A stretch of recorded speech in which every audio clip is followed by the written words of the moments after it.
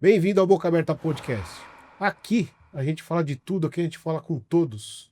E eu converso hoje com o delegado de polícia, Dr. André Santos Pereira. Doutor, obrigado pela presença. Eu queria que você se apresentasse pra gente. A gente vai falar hoje, só para eu colocar aqui, da PEC da Segurança Pública. Esse é o assunto que a gente vai falar. PEC 1825, é isso? Exatamente. Por favor. Anderson, obrigado pelo convite, uma satisfação grande bater esse papo aqui contigo. E eu sou um paulista pernambucano. Pois é. Eu nasci em São Paulo, em São Bernardo do Campo, 1985. Sou filho de nordestinos.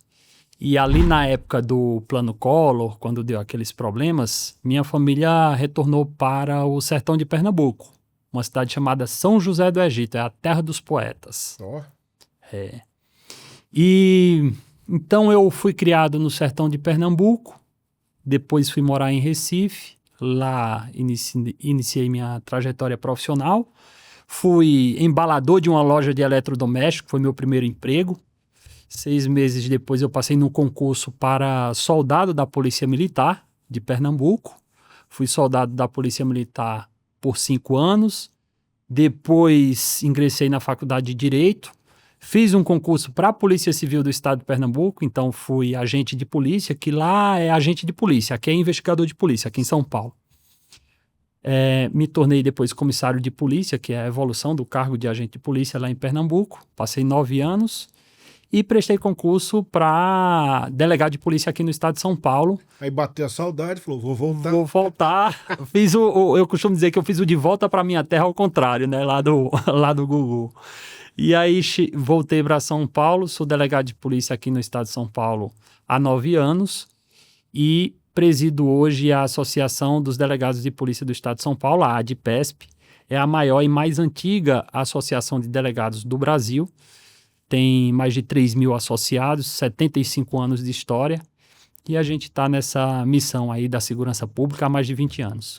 Eu acho importante, porque toda vez que se coloca uma PEC para a sociedade discutir, é importante ouvir os envolvidos, né? Quem está envolvido ali. Porque todo mundo discute um pouco sobre as leis, ou das possíveis leis. Se normalmente quando se lança uma PEC, principalmente se vem do governo de plantão, se ouve muito pouco os envolvidos. Tá?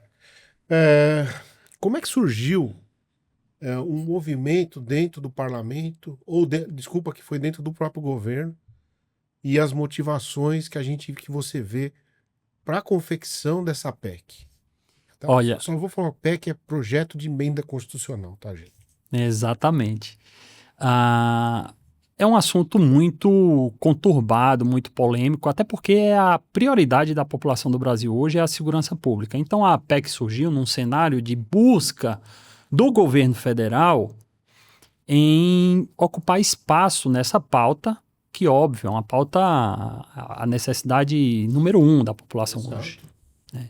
Então você tem esse movimento do governo federal no sentido de, vamos lançar uma PEC. E aí ela foi centrada na questão das competências. O que é isso? São as atribuições de cada órgão na esfera da segurança pública. O que cada órgão pode ou deve fazer? No caso, o governo federal, os estados e os municípios. Qual é o papel de cada um na segurança pública? De outro lado, qual é o papel dos órgãos que hoje cuidam da segurança pública, né, que estão previstos ali no artigo 144 da Constituição. Polícia Militar, Polícia Civil, Polícia Federal, Polícia Rodoviária Federal, né, até mesmo a Polícia Ferroviária Federal, que ela ainda existe na Constituição, mas não tem quase efetivo, e a questão das GCMs, das guardas municipais. Então, a PEC trata desse assunto de uma maneira ainda muito superficial do ponto de vista de resultados. A gente não vê a possibilidade de resultados diretos e que essa PEC prospere pelo menos este ano lá no Congresso Nacional, e de resultados práticos muito menos, tendo em vista que a gente está falando aí, eu diria, de uma perfumaria. Você lança o tema, trata isso no âmbito constitucional, depois embala esse pacote e diz que fez algo na segurança pública, mas os problemas de fato a gente não está enfrentando. É verdade, eu acho que nesse momento, nós estamos em novembro, entrando em novembro de 2025, entrando no ano eleitoral, vamos imaginar. O que vai ser feito no ano eleitoral? Ninguém vai se comprometer com uma PEC desse tamanho em 2026. Os nossos parlamentares não estão com essa cabeça. Então, conhecendo, né, o parlamento como a gente conhece. O medo nosso é exatamente o contrário. É um movimento rápido demais para gerar resultado em ano eleitoral. Isso assusta um pouco a gente. Mas a sociedade tem que estar sempre ligada para que isso não aconteça. Eu coloquei aqui alguns pontos para a gente discutir da PEC. Tá? No caso aqui, primeiro, o aumento das atribuições federais e o controle do sistema penitenciário. Assim, hoje o controle penitenciário é feito pelos estados, não é isso? Sim. A Polícia Federal, com investigações de âmbito federal. E como é que seria esse aumento? Diminuir o poder do estado sobre as penitenciárias ou a Polícia Federal que ia atuar? Então, a PEC, como eu disse, ela trata de competências, o que cada órgão ou ente federativo deve fazer. Então, é um cenário muito conturbado hoje. Eu costumo dizer o seguinte, se a proposta fosse para cada órgão que já existe cumprir o seu papel constitucional, nós estaríamos num caminho mais adequado. Ou seja, a grande revolução da segurança pública no Brasil é cada órgão fazer aquilo que deve fazer e com os recursos necessários. Exato. Essa é a revolução. Sim. Não é mudar texto constitucional, mudar uma lei aqui, outra ali e continuar não cumprindo as leis. Eu vou te dar um exemplo, então, prático. Existe o Sistema Único de Segurança Pública, que é o SUSP. Ele foi criado lá em 2018.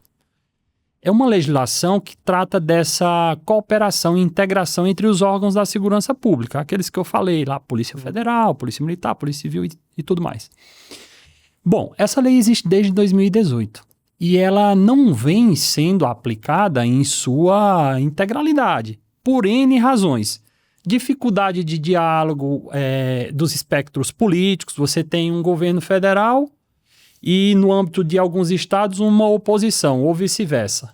No âmbito do município, uma oposição ao governo do estado. E aí essas esferas políticas, elas não se conversam direito, logo fica difícil de você fazer o trabalho de integração entre as forças de segurança pública.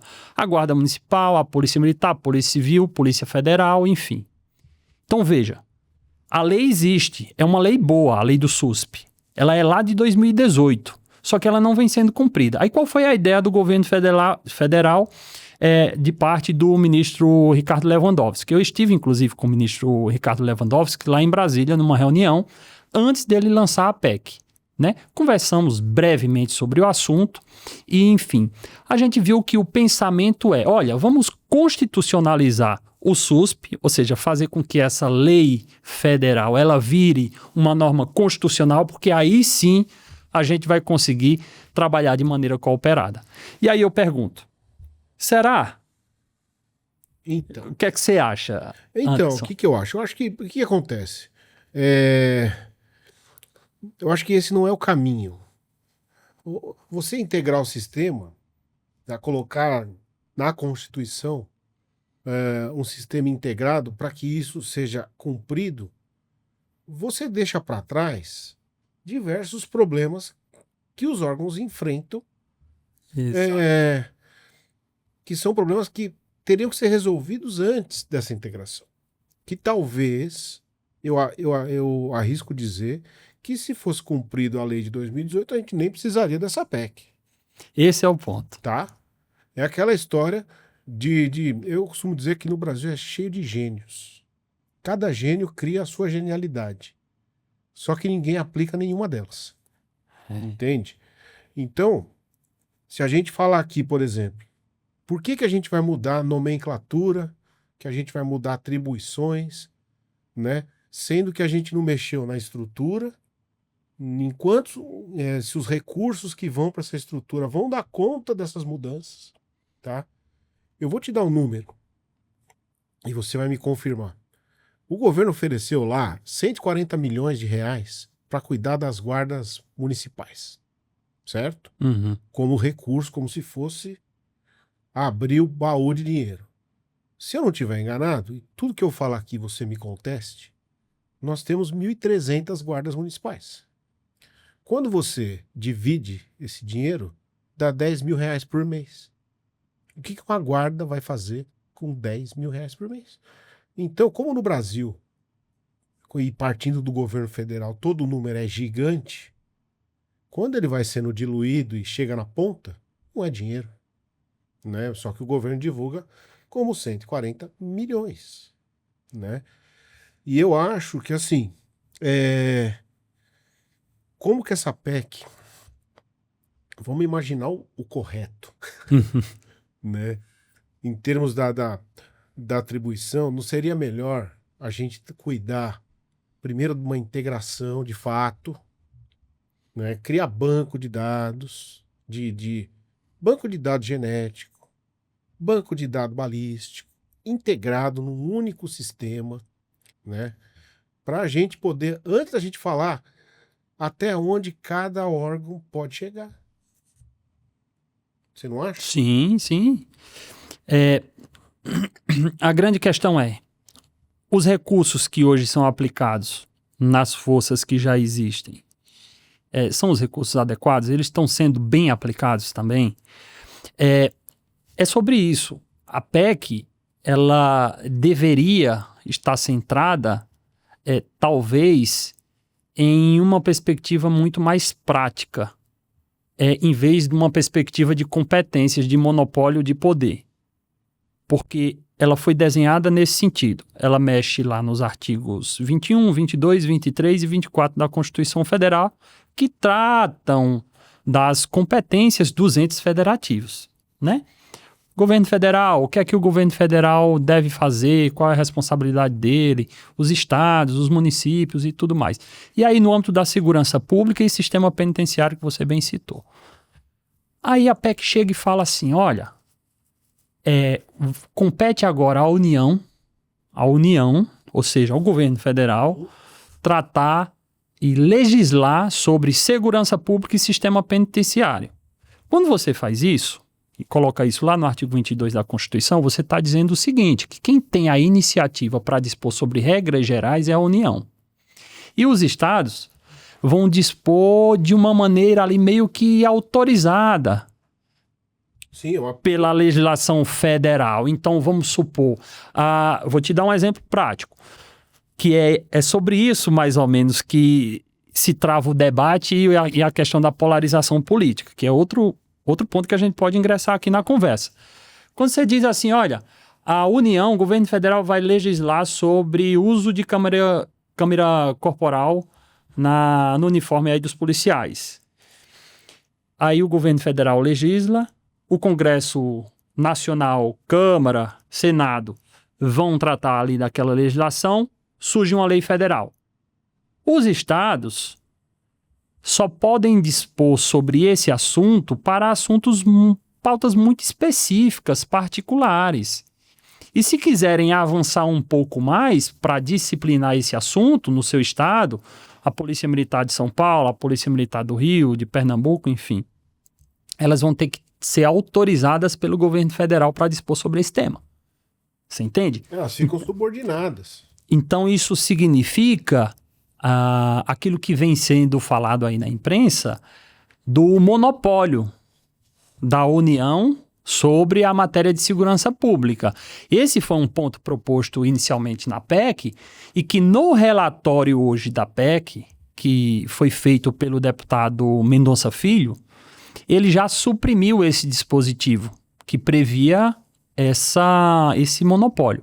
Tá? Então, isso foi suprimido no primeiro relatório ali na Comissão de Constituição e Justiça, lá na Câmara dos Deputados. Mas a PEC tem uma tramitação muito complexa. Então, você tem ali a tramitação na Câmara dos Deputados, a votação é 2 turnos por 3/5 dos parlamentares em cada turno. Então, ela é muito complexa. Então, tem Câmara, que são 2 turnos por 3/5 em cada turno, e depois vai para o Senado. 2 turnos por 3/5 em cada turno, de votação dos senadores. Se não modificar, senão... Modifica, volta e faz aquele jogo, né? Se bem que quando se quer aprovar alguma coisa, aí você faz Pacotão. faz um pacotão, você dá um intervalo de uma semana entre uma sessão e outra, enfim, e aprova as coisas, né? Quando se quer, faz. Mas, voltando aqui para a questão mais prática. Então, quando você propõe isso, de um monopólio, né, de um ente federativo da União sobre os estados, você tira um pouco esse poder dos estados de dispor à sua maneira desses temas, tanto em relação à segurança pública quanto ao sistema penitenciário, que isso também foi proposto e está sendo debatido lá na PEC. Porque quando a gente fala de sistema penitenciário, o governo federal, ele não teria capacidade técnica para poder gerir isso. Porque assim, vamos pensar no estado de São Paulo, tá? No estado de São Paulo tem os presídios federais, e uma quantidade de presos enorme, né? Eu não consigo enxergar como que o governo lá de Brasília vai indicar alguém, sendo que essa é uma questão que não tem que se modificar, digamos assim. Tá? Por exemplo, vamos falar em dinheiro. Eles vão constitucionalizar o Fundo Nacional de Segurança Pública e o FUNPEN, que é o Fundo Penitenciário Nacional. Tá, muito bem, ok. A gente vai direcionar o dinheiro constitucionalmente, ou seja, tem que dar aquele dinheiro, você não pode mexer. E vedado o contingenciamento. Sim. Tá?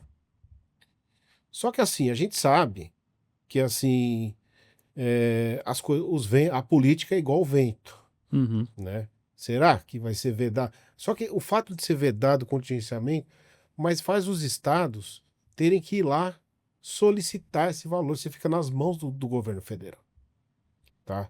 Como que é hoje como que hoje é o fundo? Esses fundos atuam e como é que seria com o governo? Os fundos, 2 fundos, o Fundo Nacional de Segurança Pública e o Fundo Penitenciário Nacional, o FUNPEN.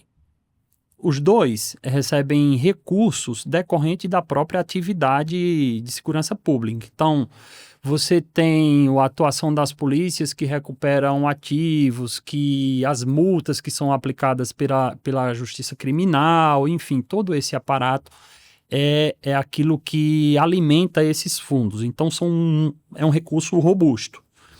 Hoje, não existe uma legislação prevendo o não contingenciamento. O que é isso? Olha, eu não posso segurar aquele recurso tem que ser investido. Porque o que é que se faz hoje a título de gestão pública? Tem um dinheiro ali lá no fundo. Tá, não vamos gastar, vamos segurar aquele dinheiro, tirar de lá desse fundo da segurança pública e mandar para outra área, seja ela qual for.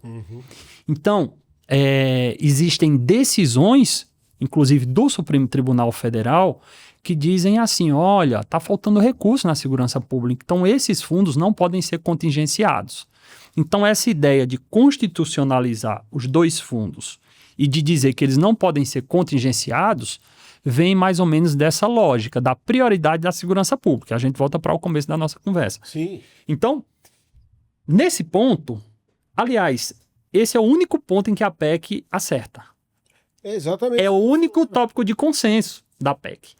Quando você vem para todos os outros pontos da PEC, inclusive eu escrevi um artigo muito robusto sobre isso, 18 páginas, os conflitos na PEC da segurança pública, fragmentei, publiquei em vários veículos aí de grande repercussão, e eu explico, olha, é o único ponto ali que tem de positivo na PEC, é esse de não contingenciamento dos fundos, de constitucionalizar, E um outro ponto lá, mas que precisa ser aperfeiçoado, que é a autonomia das corregedorias das polícias. O restante, que trata de competência, que trata de atribuição, olha, com muita sinceridade, você pega aquilo ali, amassa e pode jogar na cesta do lixo. Não. Exato. É como eu digo, volto.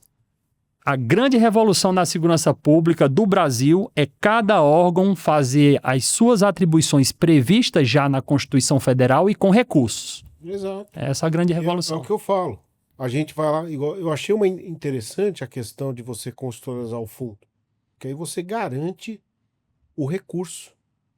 Tá? Porque hoje em dia o gestor público, e isso você me corrija, ele, se tiver sobrando alguma coisa, ele é obrigado a gastar.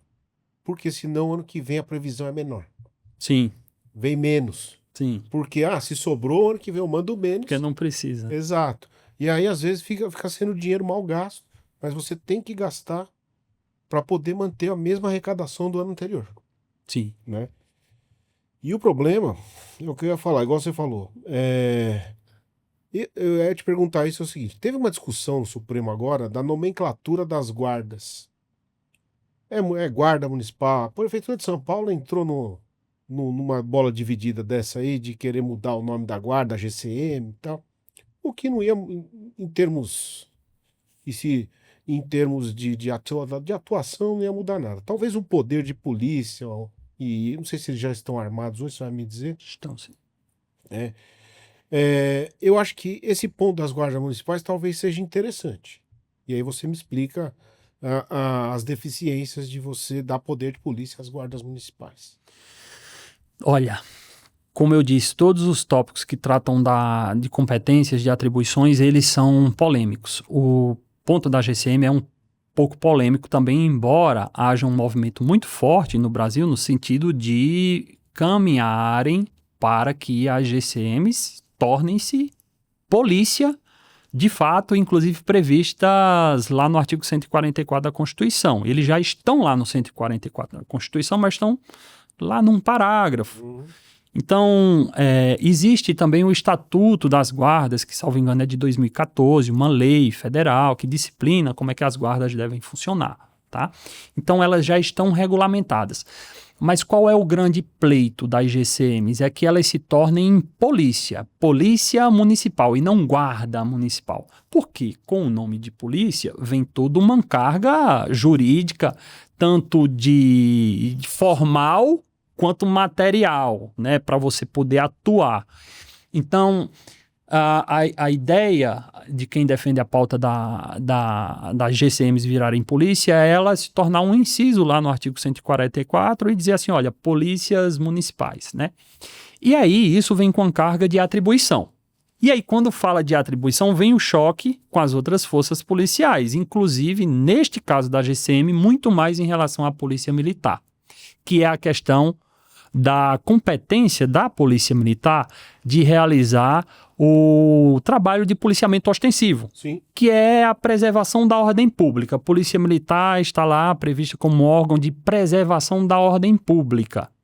Hoje a GCM cuida de monumentos e escolas municipais. A GCM prevista hoje, né, no desenho inicial, conforme foi prevista na Constituição, ela cuida dos bens, do patrimônio do município. Então ela teve inicialmente essa atribuição, mas em razão das deficiências do próprio Estado ou dos Estados de prover as polícias militares com os recursos necessários, olha a gente voltando para a origem do problema, Sim. As GCMs passaram a fazer esse trabalho de patrulhamento ostensivo nas ruas, de preservação da ordem pública, não só da ordem pública dos bens do município, mas ali daquela questão criminal no âmbito daquele município.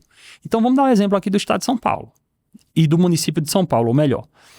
Você tem diversos problemas no âmbito de polícia administrativa, que são os ilícitos administrativos, postura municipal, estabelecimento irregular e tudo mais, patrimônio, né, do município que precisa ser preservado, as escolas municipais e tudo mais. Então, a GCM iniciou fazendo o seu trabalho constitucional, ok, mas depois ela passou a realizar esse trabalho que seria o trabalho da Polícia Militar, de fazer um patrulhamento nos arredores ali da escola, prende um bandido, vai passando um bandido na frente, ela vai lá e prende, e assim foi evoluindo, e hoje a GCM realiza um trabalho importantíssimo de patrulhamento ostensivo nas ruas do município, dos municípios. A própria violência evoluiu para isso. Exatamente.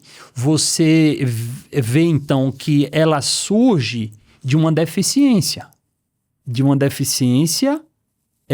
Causada pelo próprio Estado. No caso, o Estado de São Paulo, eu estou citando um exemplo aqui, mas a gente pode pegar esse mesmo desenho e colocar em qualquer outro estado. É a mesma coisa. É a mesma coisa.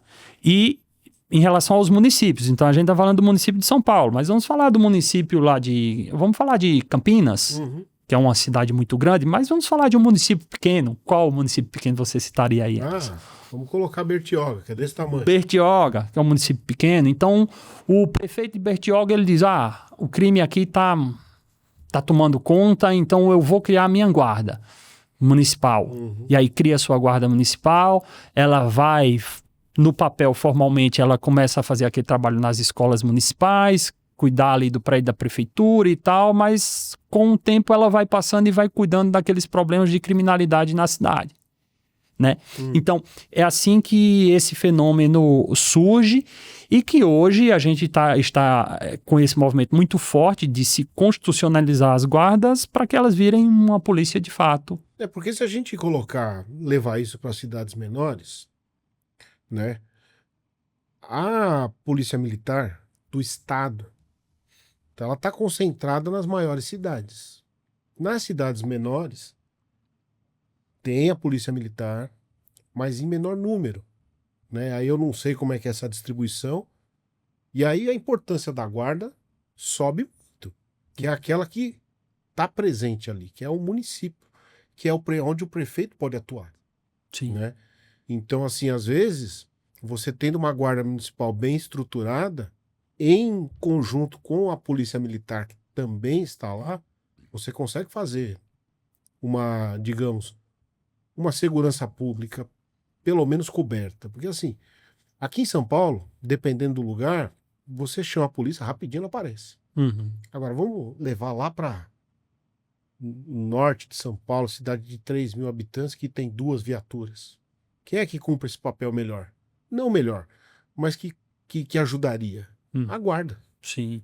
Então, acho que é um ponto que você estruturar essas guardas e dar treinamento, né? Eu acho que seria um ponto positivo, mas desde que, como você está falando, que seja uma coisa sem mexer nas atribuições de cada uma. Ou, pelo menos, que seja combinado. O trabalho. Que não venha de uma ordem lá de cima, e que sim as próprias guardas, né? E se você é o que acontece. Hoje em dia, na prática, o contato das polícias é assim. É um respeito. Sim. E cada um atua na sua área.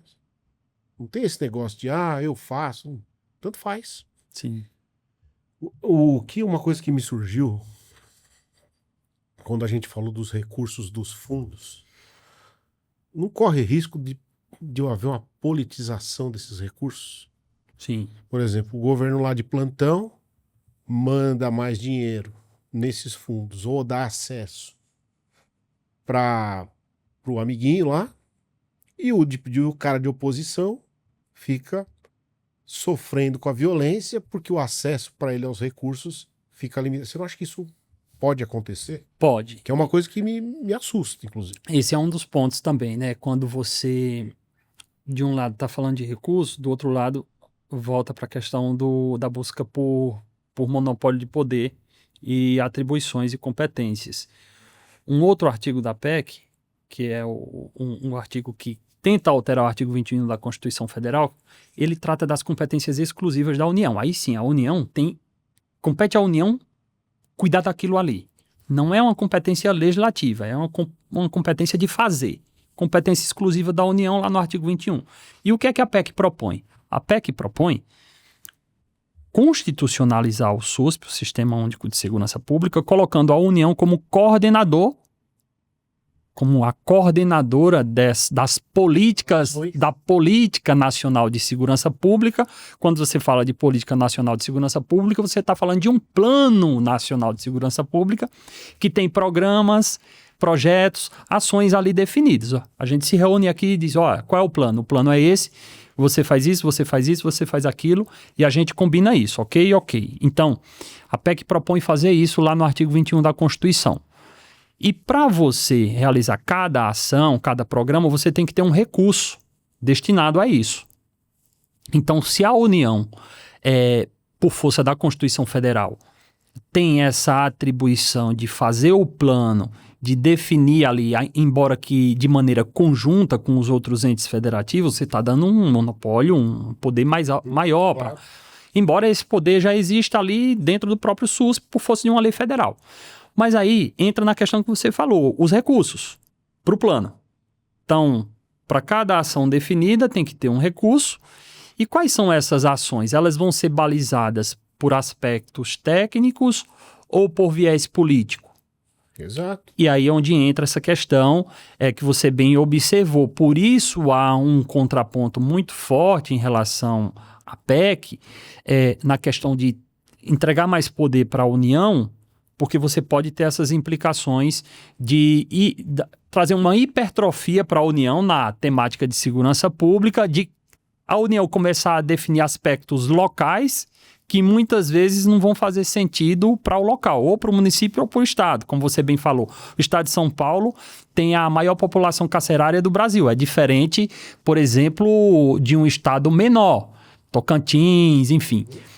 Então, São Paulo tem uma população carcerária de mais de 230 mil presos. Você tem uma população carcerária no Brasil inteiro de aproximadamente 1 milhão de presos. Esse número vai subindo, né, vai sempre subindo. E se a gente fosse pensar, já era para ser bem maior, né? Exatamente. Principalmente se o preso ficasse preso, né? Se o preso ficasse preso, né, a gente passava bem desse número. Passava. Mas a gente pode até falar disso depois. Né? Sim. Porque o que me preocupou, você falou do esqueleto principal da atribuição do governo federal. Você fortalece o governo federal em atribuições e recursos. Você amarra o Estado até onde o Estado pode agir, tá?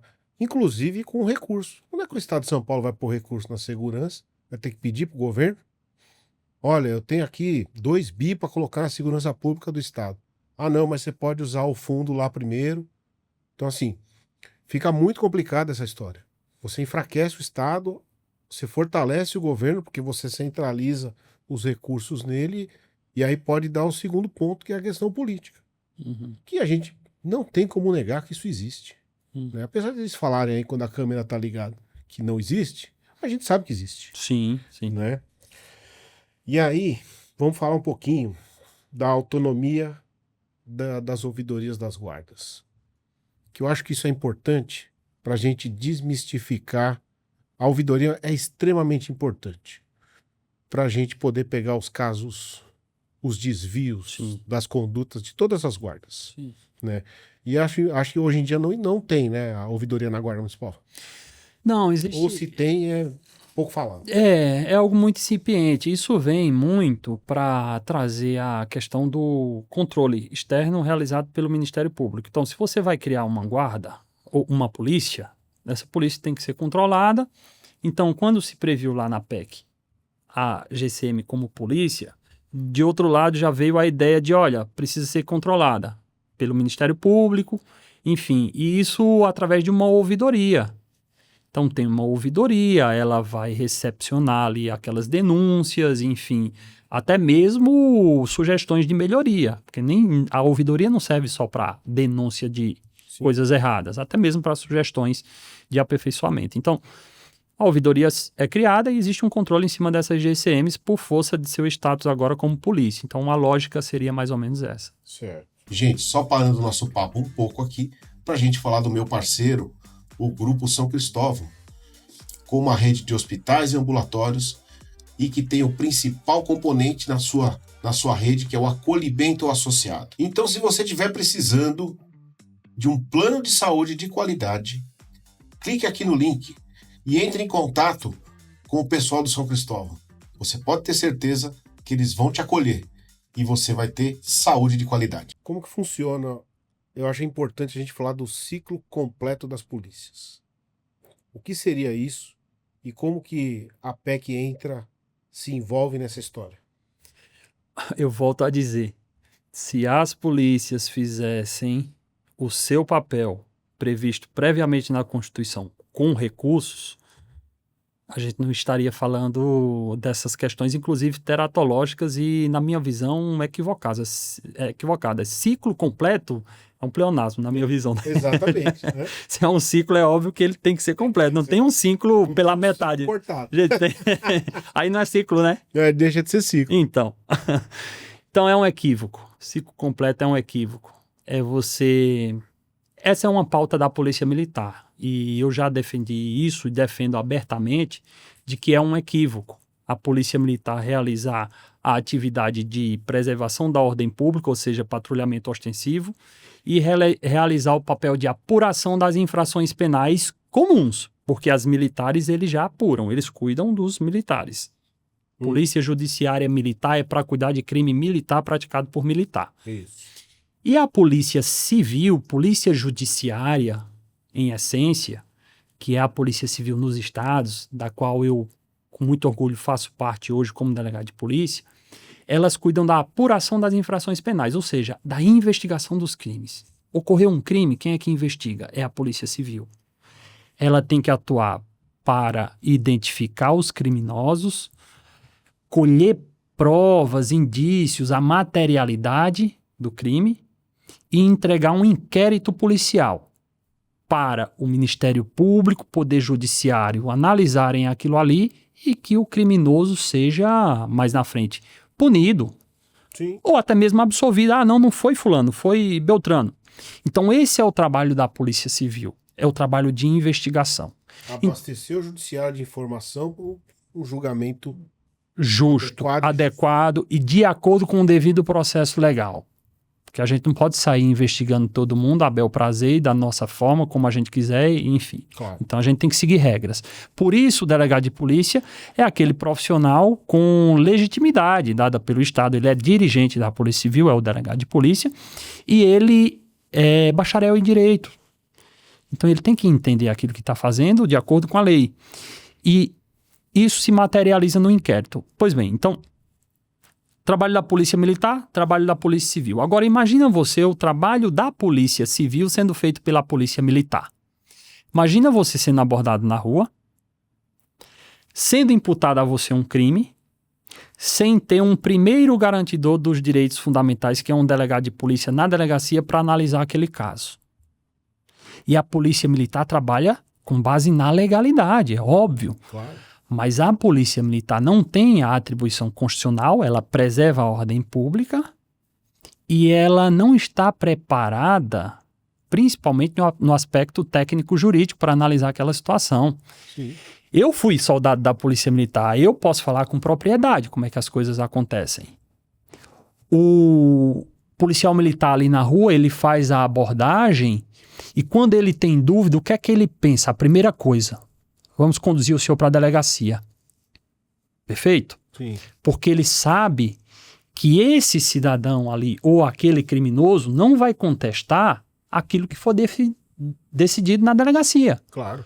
Vai ter uma palavra ali da autoridade policial que vai dizer fica preso ou fica solto. Se isso for feito na rua, naquele exato momento, a gente vai ter problemas de erros sendo praticados e a gente não vai ter uma fiscalização, um filtro sobre aquele trabalho que é realizado ali na rua.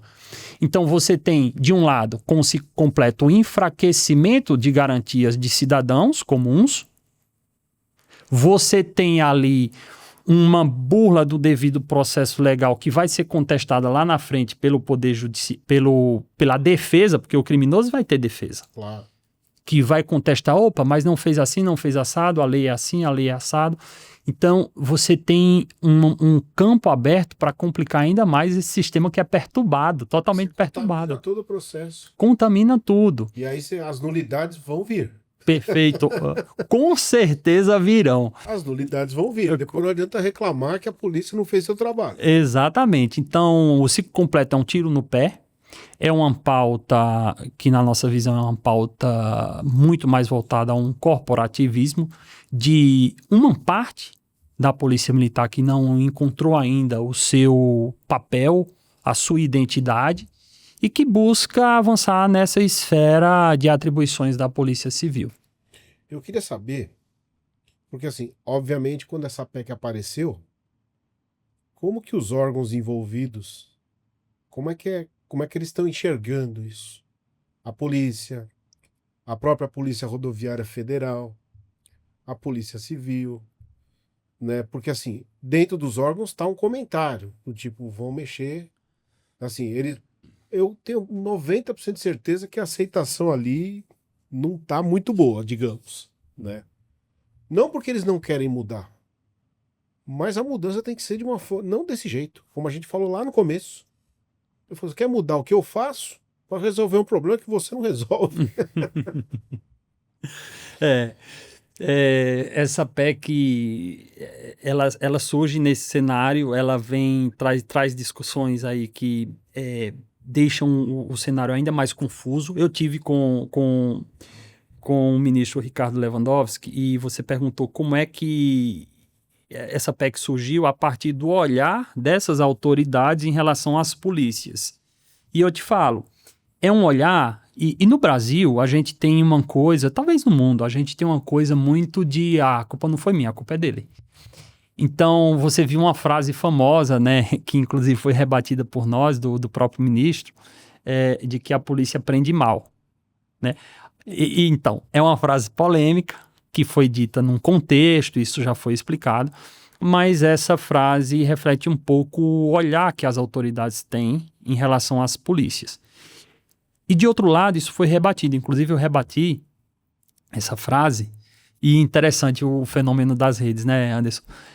Depois eu fui olhar a parte, né, de um vídeo que eu fiz e eu já estava com 200 e tantas mil visualizações no YouTube, eu dizendo exatamente, numa entrevista que eu estava dando lá na Jovem Pan, que a polícia prende bem, o judiciário prende mal e é moroso, né? Exato. E isso ganhou uma repercussão.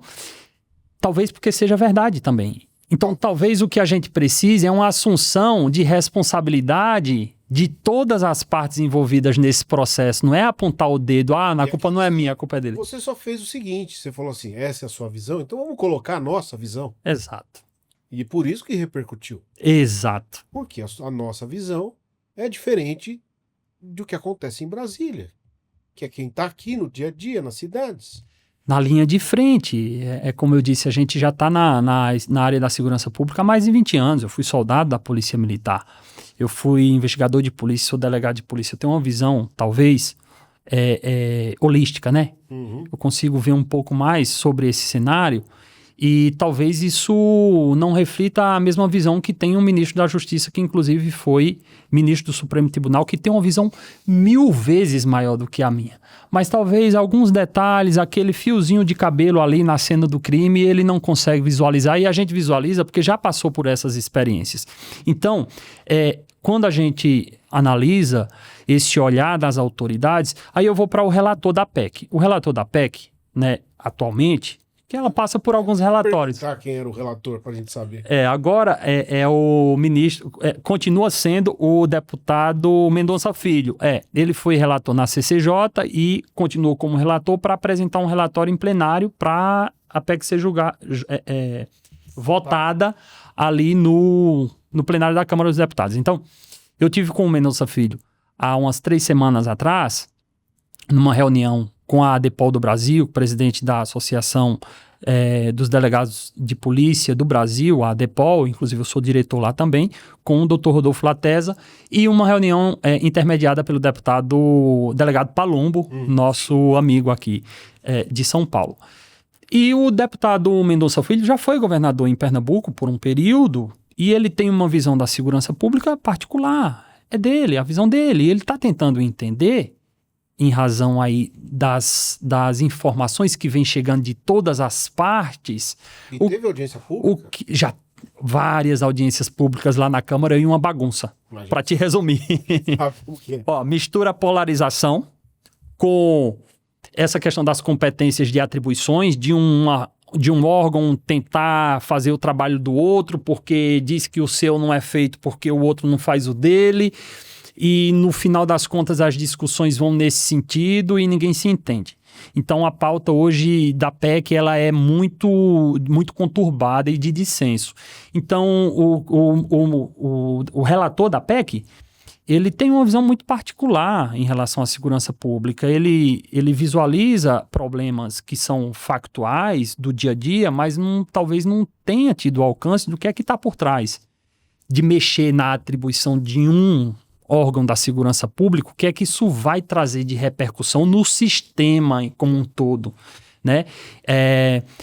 Você tem o problema da Polícia Rodoviária Federal, né? Que se propõe aí tornar PVF, Polícia Viária Federal.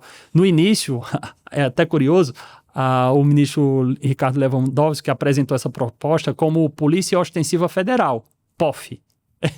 Já então, é uma piada nacional. Então, e virou, né? E virou, porque aí eles já mudaram, quando apresentaram a PEC no Congresso Nacional, aí apresentaram como PVF.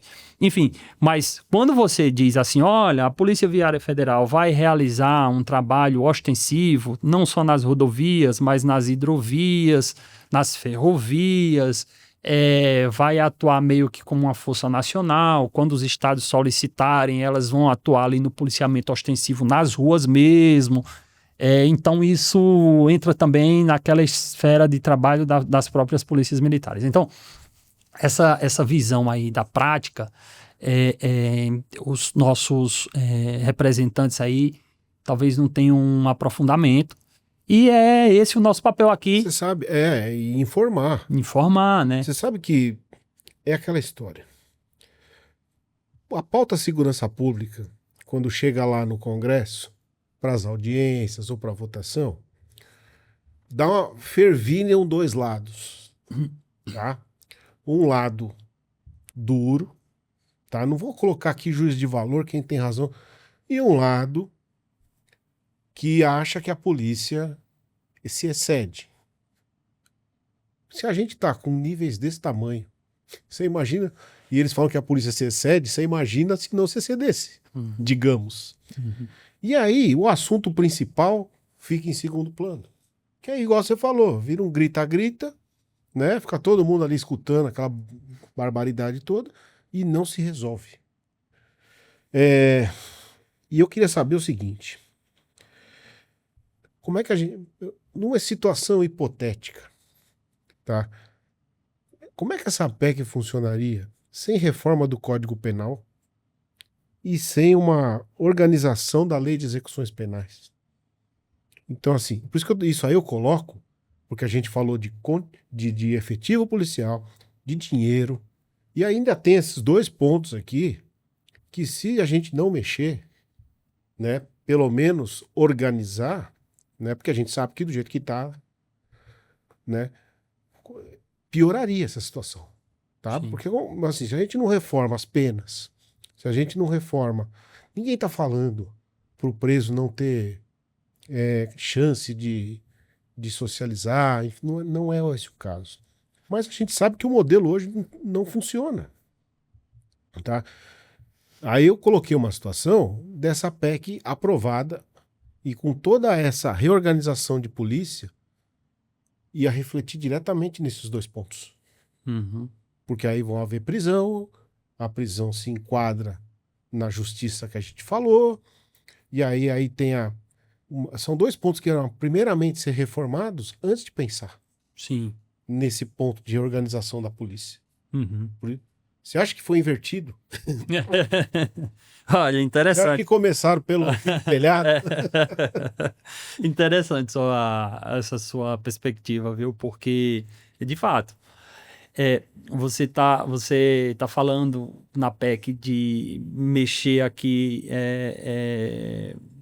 nas polícias, mas sem resolver primeiro a questão do sistema punitivo no Brasil, Exato. e aí você vem para a questão de execução penal e a questão das penas, né? São coisas complementares. Parece que são coisas que estão descoladas, mas se a gente for pensar, Uhum, a atuação uma reorganização do contexto que vai levar a esses dois pontos, vai mexer nisso. claro. Você fica um pouco... Para levantar a casa, você tem que levantar com alguns pilares, né? Então, é meio que você fica com um pilar aqui, que é o pilar de tentar trazer uma reorganização das polícias no âmbito das competências que a gente está vendo, que no final das contas isso vai conturbar ainda mais o cenário, da forma como a PEC foi apresentada. E de outro lado, cadê o outro pilar, que é o pilar da punição e ressocialização? Porque as duas coisas andam juntos também. Claro. De um lado, quais são os caráteres da pena? Você, de um lado, traz um caráter educativo, olha, não cometa crime, porque senão você vai ser punido, vai ser preso. O outro é olha, se você cometer um crime, você vai ser punido. Porque muito melhor do que uma pena alta é a certeza de que você vai ser punido. Que é o que Beccaria dizia lá atrás, né? O atributo principal da pena é a certeza da punição, Exato. não o tamanho da pena. Só para te complementar, uma vez eu tive a oportunidade de conversar com o juiz de maneira informal, que ele falou o seguinte, ele falou assim, não é o valor, não é a quantidade da pena, mas é o cumprimento. Uhum. Se a pena fosse 5 e fossem cumpridos 5 anos, com certeza isso já teria algum tipo de vamos dizer assim, já geraria um medo. Uhum. Porque é 5. Sim. Não é 40 cumpre 2. Sim. Ninguém faria essa conta. Sabe? Exato. Sabe? Porque vamos combinar que os bandidos sabem tudo isso. Sabe. Tá? Eles sabem de leis melhores que muita gente. Então, assim, eu acho que a sensação de punição é melhor do que a gente colocar números enormes. Igual hoje tá uma moda aí, e você vai me dizer, que é tudo virar crime hediondo. Tem a lei lá dos crimes hediondos. Sim. Então é mais fácil o deputado de plantão levantar lá uma bandeira para transformar o crime da vez em crime hediondo, porque ele sai bonito na foto. Uhum. Só que não é esse o ponto, né? Uhum. Exato.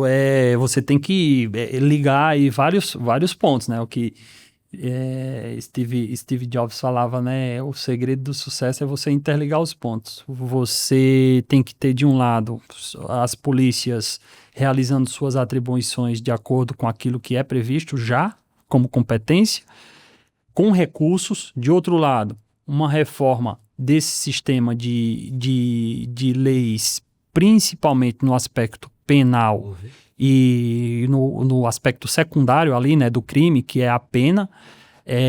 Você precisa ter uma reforma também desse sistema de execução penal, que tem muitos benefícios. O histórico disso é um sistema muito garantista para os investigados e as pessoas que praticaram crimes.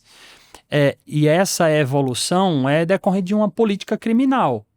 Os presídios abarrotados, você parte para resolver o problema por conta de coisas casuísticas. O sistema está abarrotado, então vamos tratar de políticas criminais para botar essas pessoas na rua de acordo com alguns critérios e flexibilizar o cumprimento dessas penas. Foi isso que aconteceu no Brasil durante todo esse tempo. Então você tem os benefícios que todo mundo conhece. Você tem a saidinha ela não foi extinta, tá? Ela ainda existe. Ela né? só vai vir agora para frente. Exato, mas ela continua existindo, mas com um rigor maior para que seja aplicado, mas ainda perdura a saidinha, a saída temporária, né? O termo técnico. Então, você tem a saidinha, você tem a progressão de pena, que é exatamente isso que você citou. Os crimes hediondos, eles têm uma progressão de pena ali muito mais rígida, né? Então, são questões que são previstas como benefícios para quem praticou um crime e que isso está no centro do debate. E voltando para a PEC. A PEC só tem um pilar, que é o pilar das polícias. Exato. E o pilar das penas, da punição, da certeza da punição, a PEC deixou de lado. Então, a questão da progressão de regime está prevista pela Constituição Federal, né? As pessoas têm o direito ali de progredirem de regime para haver uma ressocialização, mas a gente está vendo que esse aspecto de política criminal não vem dando certo.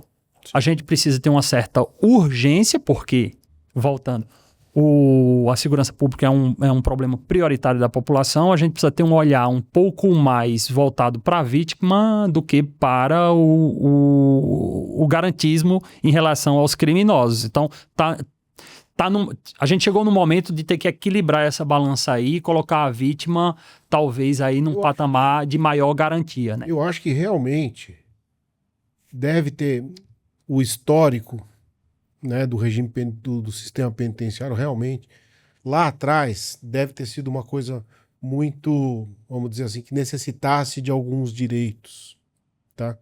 E aí as coisas foram, e aí nós vamos entrar no equilíbrio da balança, né?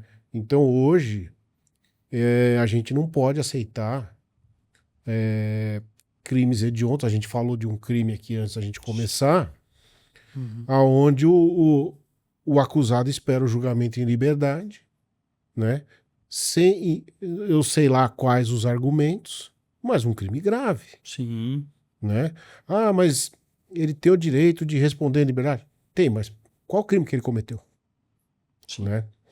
Então, eu acho que a gente tem que pegar esses dois pontos e colocar na discussão que a gente falou. Inclusive um terceiro, que é a audiência de custódia. Né? A audiência de custódia vem sendo distorcida ultimamente. Né? Eu acho que o delegado Nico, ele fala uma frase muito boa. Ele fala assim: o acusado sai antes de mim da delegacia. Porque eu tenho tanto papel para preencher que ele já sai na audiência de custódia e eu continuo lá assinando e carimbando coisas. Então, assim, a ideia da audiência de custódia não é ruim. O problema é como ela vem sendo aplicada. Sim. Né? E ela entra nessa discussão nossa da PEC. Porque pode ser um assunto descolado, tá? Mas vamos pensar aonde vai refletir. É um sistema, né? A gente está falando de um sistema. Se você não interligar os pontos, você não vai ter o sucesso esperado. E a audiência de custódia, de fato, é isso, né? Nós que estamos ali no dia a dia, numa delegacia, né, realizando aquele trabalho técnico, aquele trabalho ali de, olha, analisar todos os pontos e dizer assim, pô, vou decidir por prender agora, né? Eu vou pegar aqueles elementos ali que me apresentaram aqui na delegacia e vou prender, tô convicto, tem que ficar preso. E no outro dia sai na audiência de custódia, muitas vezes, essa frase do Dr. Nico, que na verdade é uma frase de todos os policiais, e ela é muito verdadeira, né? E muitas vezes a gente fica ali, depois que o nosso expediente acaba, realizando toda aquela formalização daquele procedimento. É muito burocrático, Anderson, muito burocrático. Imagino. Você prender alguém hoje, as pessoas não imaginam, mas você tem que comunicar, você encaminha para o Poder Judiciário, Ministério Público, Defensoria Pública, se não tem um advogado ali presente, você tem que formalizar um auto de prisão em flagrante, você tem que ouvir as pessoas, você tem que fundamentar, dizer por que é que está sendo presa. É algo muito detalhado e que nós fazemos 3, 4, 5, 6 flagrantes numa noite. Imagina com uma equipe com 3 pessoas, com 4 pessoas, um delegado, um escrivão, 2 investigadores ali, para fazer esse trabalho todo, um trabalho desgastante, um trabalho muito, muito sacrificante muitas vezes. E aí no final do dia, no final do expediente, que muitas vezes é de madrugada, no sábado, no domingo, no feriado, já virou, com certeza. Você vê que entra lá no sistema e vê que o indivíduo já saiu na audiência de custódia. Então, E o pior, olha só, o pior não é isso.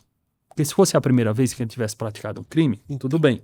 Isso aí eu vou falar logo. Aí é reincidência, né? A questão da reincidência. Então, isso é explicado por uma teoria, tá? Mas então eu vou deixar você falar e eu te explico qual é a Assim, teoria que explica isso. Eu acho assim, reincidência é um pré-requisito para não ter o benefício, na minha visão, Exato. né? Se você comete um erro, tá? Eu não vou aqui falar qual, você comete um erro e é punido por esse erro. Mas ao mesmo tempo eu falo, não, solta. Quando o cara chega na segunda, essa presunção dele poder errar já acabou aí. Uhum. Não. Ele já é reincidente, Perfeito. certo? Então não tem a possibilidade dele sair solto hoje. Já começa por aí. E aí, a gente a gente vê por aí 40 passagens, 15 passagens por crimes diversos. E solto às 15. Aí como é que o policial vai olhar pro trabalho dele, porque é árduo, e olhar e falar assim, meu, o cara soltou. Como é que pode? Entendeu? Então, às vezes, e eu também não culpo quem solta, mas a lei, né? Exato. E o cara segue a lei. O que você vai fazer? Então a lei tá errada. Exato. É nessa lógica de garantismo, a reincidência mesmo, ela é engraçada a reincidência. Ela está prevista legalmente como alguém que praticou um crime e foi condenado. Aí, a partir disso, você pratica o segundo crime, né? E para haver aquela condenação ali, aí você vai começar a ser tratado como reincidente. Mas olha o que é preciso acontecer para alguém ser condenado hoje no Brasil.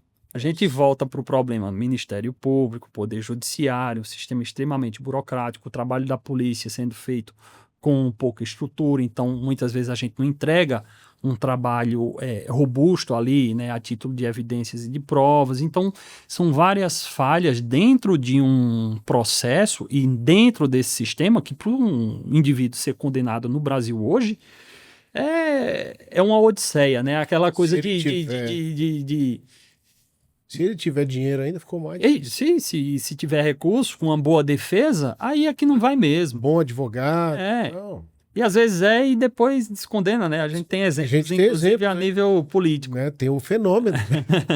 Existem fenômenos na justiça brasileira É. que se você for tentar explicar para um estrangeiro, ele não vai entender. Não. E aí, dentro de tudo isso, você percebe que é difícil haver essa resolução dentro do sistema de leis nesse aspecto da reincidência, dos benefícios às pessoas que cometeram crimes, a dificuldade, né, desse sistema se conversar e trabalhar de maneira integrada. Então, de fato, você colocou muito bem aqui. Você traz um pilar na PEC e esquece o outro pilar, e aí a casa não vai ficar de pé, né? Porque assim, Não dá pra gente chegar nem a construir o telhado, né? parece que são assuntos descolados. Não, Vou repetir não. aqui. Mas não são. O problema é a história da porta arrombada. Ninguém fala do assunto, quando chega lá na frente estoura, e aí vem um outro gênio com outra lei para modificar a primeira porque fez errado, né? É. Então, assim, se a gente não amarra os pilares, a casa cai. Exato. Eu queria fazer uma pergunta assim que eu vi essa semana. Você acha que essa lei antifacções, que eu achei extremamente confusa, você pode me explicar melhor, conversa com essa PEC em algum momento? Ah, Porque eu acho que assim, é meio que uma cortina de fumaça. a PEC antimáfia, né? Que se fala. Vamos definir máfia. Começar. Eu acho que não vem nem como PEC, talvez venha, me parece, Lei ordinária? Um projeto, né, de lei, salvo engano, lei complementar. Não ficou bem definido ainda, acho que eles não chegaram a apresentar ainda também. Pelo menos tá um pouco confuso o cenário, né? Eu vi Que alguma seria coisa. A imprensa também não ajuda, tá? Tá difícil, né? Tá difícil. Eu te confesso que o cenário tá um pouco conturbado, né? Por meio da Associação Nacional dos Delegados de Polícia, a ADPOL do Brasil, a gente vem acompanhando o tema, mas a gente não tem uma clareza ainda de como isso vai ser posto, vai ser tratado. Eu vejo muito... No Brasil, você tem leis de ocasião, né? Exato. É a casuística se sobrepondo à técnica ou muitas vezes às necessidades. Então, você vem com uma PEC como eu disse, né, e aqui eu não estou fazendo uma crítica ao espectro político, eu estou fazendo uma crítica técnica, né? Ela é uma tentativa de ocupação de espaço numa pauta que é prioritária, mas ela tem um viés ali equivocado, na minha visão, que é mexer com competências. E isso é a PEC da Segurança Pública, a PEC 18 de 2025. Ela é perigosa. E aí você vem com um projeto também antimáfia, aspectos técnicos importantes, você tem que retirar garantias que os criminosos têm. A gente fez um projeto lá pela Associação dos Delegados, inclusive já apresentei lá em Brasília e tal, mas tudo isso está nesse pacote aí de debate e a gente não vê nada avançar naquilo que importa, que é você simplesmente... Eu também não gosto de simplificar as coisas, né? Mas é aqui para o pessoal entender, que é você possibilitar que o delegado de polícia determine a suspensão. Veja, a suspensão de contas que são utilizadas para a prática de golpe. O que é que acontece hoje? Você já recebeu hoje uma ligação de golpe? Acabei de receber. Na hora que a gente estava aqui, tocou o celular, é um número que eu não conheço, certamente é uma tentativa de golpe. E aí, os golpes estão sendo praticados o tempo todo. De 2018 a 2024, os golpes, os estelionatos cresceram 408% no Brasil. É um número, assim, absurdo. Sim. De muita lucratividade para os bandidos. Eles estão migrando do crime na rua, do roubo, do furto. Do digital. Para o digital, as centrais de golpes e tudo mais. Então, você precisa ter a legislação avançando. Então, como é que acontece hoje? Recebi, sofri o golpe, sofri. Transferi um dinheiro, transferi. Beleza. A conta para onde você transferiu o dinheiro é uma conta digital. Primeiro, os bancos não estão com filtros muito seguros, apurados para abrir essas contas. Isso a gente sabe tecnicamente. Se abre conta aí de várias maneiras, aí, sem muita segurança por parte dos bancos. E aí, os criminosos criam várias contas, você transfere o dinheiro para uma conta. A partir do momento que o dinheiro cai, esse dinheiro é pulverizado em várias outras contas. Vamos supor aqui um exemplo, 10 contas. E essas contas, elas ficam ativas até que, veja o processo, que o delegado faça um registro do BO, que faça um pedido de suspensão daquela conta, que tem que ser decidido por um juiz e passa antes pelo Ministério Público, para opinar se sim ou se não. Sabe quando é que isso vem? E eu conversando com os colegas que estão realizando diariamente esse tipo de atividade, vem 2 meses depois, gente. Mas já... O cara já passou mais 10. Não, o cara já gastou, já passou na sua frente, já sentou no restaurante do seu lado, gastando o seu dinheiro, com dinheiro... Então, o crime está 10 passos à frente, e aí o nosso projeto é no sentido de que, tomando como base até a lei mesmo de terrorismo, tudo fundamentado, tudo bonitinho, olha, isso já existe, não é invenção nossa, é para que o delegado de polícia recebeu aquela comunicação e imediatamente já faça a determinação para o banco para suspender as atividades daquela conta. Submete depois ao Poder Judiciário para análise em 48 horas, para dizer se aquilo vai continuar suspenso ou não. É óbvio que eu vou ter que fundamentar a minha decisão ali como delegado de polícia, como técnico. Vou dizer, estou determinando a suspensão por isso, por aquilo, e a conta é X. Pronto. O judiciário mantém ou não aquela suspensão. O que é que eu vou ter com isso? Primeiro, a possibilidade remota, mas há possibilidade, porque o dinheiro sai ali num fluxo muito rápido. Se a gente pensar em velocidade digital, a possibilidade de reter o dinheiro da vítima na conta, caso o dinheiro ainda esteja lá. E a segunda possibilidade é de prevenção. Aquela conta ali, naquele dia, não vai ser utilizada mais para receber o dinheiro agora do Anderson. Exato. Recebeu do André, recebeu, mas o golpe que o Anderson ia sofrer, ele não sofreu, pelo menos o dinheiro para aquela conta não foi. Eu vou ter a possibilidade de dificultar um pouco o trabalho, entre aspas, do criminoso. Exato. Então, mas veja o parto. É uma coisa aqui que eu estou falando que ela é lógica, ela é assim, ela é elementar. Seria simplificar o óbvio. O óbvio. Porque assim, ninguém está preterindo aqui o Ministério Público da Justiça. Não. Inclusive, você falou, vamos dar uma apreciação, uma Submete. chancela, submete a Isso. apreciação. Claro. Ah, se ele entender que eventualmente aquele bloqueio foi indevido, ele desbloqueia, tá tudo bem. Só que Acabou. dê a possibilidade de quem tá lá na ponta do delegado, né, cortar essa corrente, digamos assim, né? Exatamente. Olha, te agradeço. Obrigado pela presença. Eu que agradeço. Mas a gente poderia falar de segurança pública horas, né? Que é um assunto aí que tem muita gente que levanta a bandeira, mas pouca gente vai lá e atua de forma importante para fazer alguma coisa. Exatamente, Anderson. Eu que agradeço pela oportunidade. Ao Matheus, sua equipe. Matheus tá lá. Tá lá, tá ali. E pela oportunidade de a gente falar sobre segurança pública aqui de maneira séria, responsável, com equilíbrio, que eu acho que é isso que está faltando. Exatamente. Pouco. A palavra equilíbrio, eu acho que cabe muito. E acima de tudo, com os bons propósitos, né?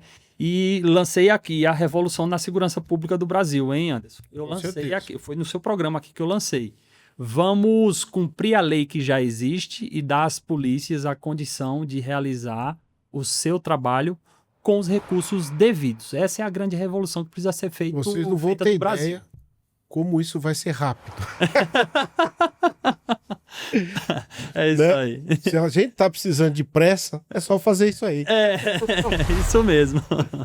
Gente, se inscrevam no canal, ative o sininho. E esse episódio é um oferecimento do Hospital e Maternidade de São Cristóvão e da Clínica Odontológica Dental Mind. Muito obrigado.